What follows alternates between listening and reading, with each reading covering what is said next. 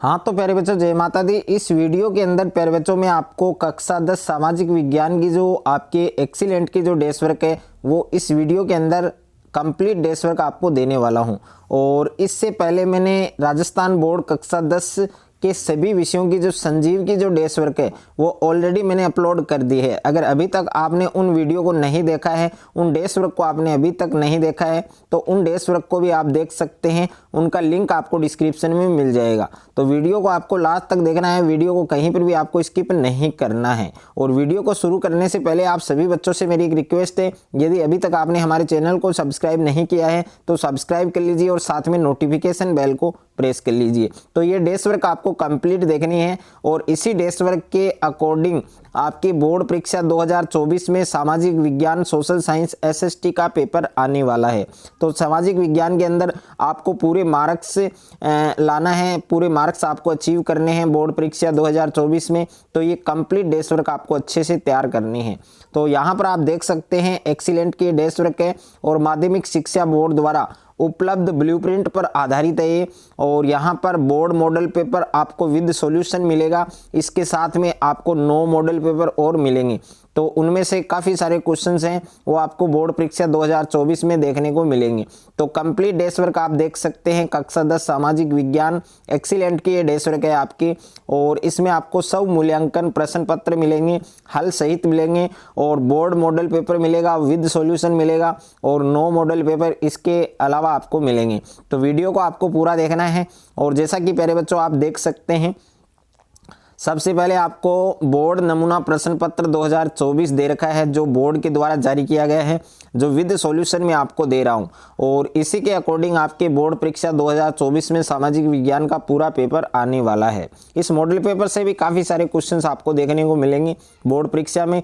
तो पूर्णांक आप देख सकते हैं 80 नंबर का आपके पेपर आने वाला है सामाजिक विज्ञान का।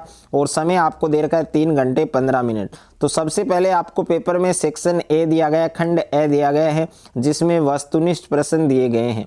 तो इसमें पहला प्रश्न है कि प्रथम विश्व युद्ध की शुरुआत कब हुई।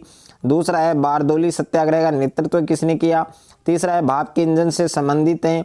और चौथा प्रश्न है 1780 में प्रकाशित बंगाल गजट पत्रिका थी। और पांचवा है भारत के क्षेत्रफल का कितने प्रतिशत भाग पठारी क्षेत्र के अंतर्गत आता है। सरिस्का बाग रिजर्व स्थित है। भारत का चीनी के उत्पादन में विश्व में कौन सा स्थान है। और निम्नलिखित में से जल परिवहन का प्रकार है। सिंहली किस देश की राजभाषा है। और संविधान के 8वीं अनुसूची में दर्ज भाषाओं की संख्या कितनी है। उसके बाद में है 2011 की जनगणना के अनुसार भारत का लिंगानुपात कितना है, इनमें से कौन बहुजन समाज पार्टी का संस्थापक है। तो इसमें टोटल 15 क्वेश्चन प्यारे बच्चों आपको दिए गए हैं। तो मल्टीपल चॉइस क्वेश्चन आपके 15 आएंगे बोर्ड के पेपर में। और दूसरा है आपके रिक्त स्थानों की पूर्ति कीजिए। तो पेपर में भी आपको दूसरा क्वेश्चन यही मिलेगा। इसमें आपको टोटल 7 क्वेश्चन मिलेंगे रिक्त स्थान वाले। तीसरा है आपके अति लघुतरात्मक प्रश्न और निम्न प्रश्नों के उत्तर आपको एक शब्द में या एक पंक्ति में देना है। तो इसमें टोटल 10 क्वेश्चन देखने को मिलेंगे। बेगार क्या है और फ्लाई शटल क्या है, स्पिनिंग जेनी का आविष्कार किसने किया, सरकार के विभिन्न अंगों के नाम लिखिए, वर्ण व्यवस्था से आप क्या समझते हैं, राजनीतिक दलों को मान्यता व चुनाव चिन्ह कौन आवंटित करता है, सकल घरेलू उत्पाद यानी जीडीपी को परिभाषित कीजिए, वे कंपनियां जिनका कारोबार एक से अधिक देशों में है क्या कहलाती हैं, और भारतीय वन्य जीवन रक्षण अधिनियम किस वर्ष लागू किया गया, और ध्वनि प्रदूषण से मानव पर क्या प्रभाव पड़ते हैं, संक्षेप में बताइए। तो इसमें तीसरा जो क्वेश्चन आएगा पेपर में उसमें आपको टोटल 10 क्वेश्चन मिलेंगे। उसके बाद में खंड ब है आपके, जिसमें लघुतरात्मक प्रश्न है और उत्तर शब्द सीमा है लगभग 50 शब्द, यानी 50 शब्द में आपको आंसर देना है। साइमन कमीशन भारत क्यों आया, और मुद्रण संस्कृति ने भारत में राष्ट्रवाद के विकास में क्या योगदान दिया, और सत्ता की साझेदारी क्यों जरूरी है, इसके कोई 2 तर्क दीजिए। किन्हीं 2 प्रावधानों का जिक्र करें जो भारत को धर्मनिरपेक्ष राष्ट्र बनाते हैं, और राजनीतिक दलों में सुधार के कोई 2 बिंदुओं का उल्लेख करें। लोकतंत्र की कोई 2 आर्थिक उपलब्धियां बताइए, और धारणीयता विकास के लिए क्यों महत्वपूर्ण है।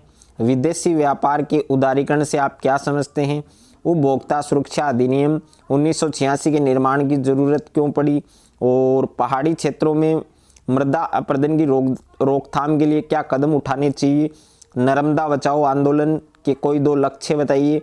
तो कंप्लीट क्वेश्चन आपको प्यारे बच्चों तैयार करने हैं। उसके बाद में खंड 6 है जिसमें दीर्घ उत्तरीय प्रश्न दे रखे हैं। इन उत्तर शब्दों की जो सीमा है वो लगभग 100 शब्द है, यानी 100 शब्द में आपको आंसर देना है। तो क्वेश्चन नंबर 16 है आपके, चावल की खेती के लिए उपयुक्त भौगोलिक परिस्थितियों का वर्णन करें। और अथवा में प्रश्न है, गहन जीविका कृषि को समझाते हुए इसकी प्रमुख समस्या बताइए। क्वेश्चन नंबर 17 है कि 1929 की महामंदी को समझाते हुए इसके 2 कारणों का उल्लेख कीजिए।